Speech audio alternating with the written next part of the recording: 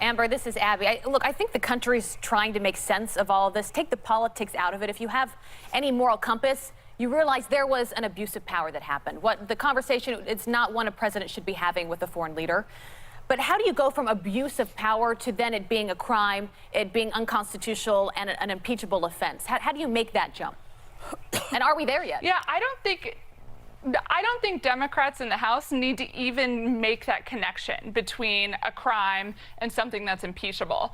That's because, there's a long-standing agreement that you can't indict a sitting president. That's what we saw with the Mueller report, kind of fizzling out in a sense of getting Trump, for those who wanted that to happen.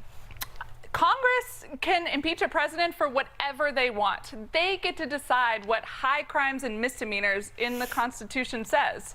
So House Democrats don't necessarily need to implicate the president in a crime, though some legal experts who have talked to me and my colleagues say there is definitely evidence of that here. They can just say he abused the power, he wasn't presidential, let's impeach him. Hi, Amber, it's Megan. In his letter accompanying the whistleblower complaint, the Inspector General says that he did find evidence of, quote, arguable political bias on the part of the whistleblower in, quote, favor of a rival political candidate. So do you think this makes the complaint any less credible? It's difficult to tell. Republicans in Congress right now are certainly glomming onto that line.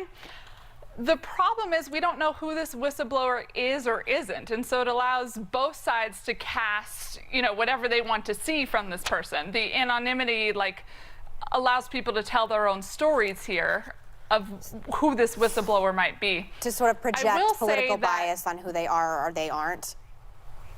Exactly, yeah. That we have this, shadowy person, and people can say, lob onto whatever details they want without the full context of who this person is to make the case.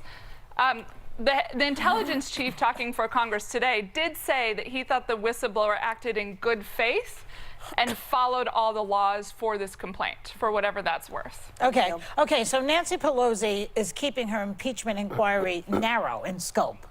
Do you think, as a reporter, I guess, it's your opinion though, is that a good tactic, do you think? Yeah, well, I could give my analysis since it's also part of my job here at the Washington Post. I talked to someone who was in the House during the impeachment scandal, a lawyer for President Clinton. He told me what he thinks Pelosi is doing is impeachment light. Normally, to the extent there is a pattern for this, you would have an entire committee sprung up and dedicated specifically to talking about impeachment. Pelosi's telling a bunch of committees to just keep going down the road of investigating Trump and look for things that might be impeachable. His concern was that there isn't all this staff and all these lawyers and full-time dedicated people dedicated to writing up articles of impeachment and investigating the president. And so what will that do to the case that they eventually make and need to sell to the American public?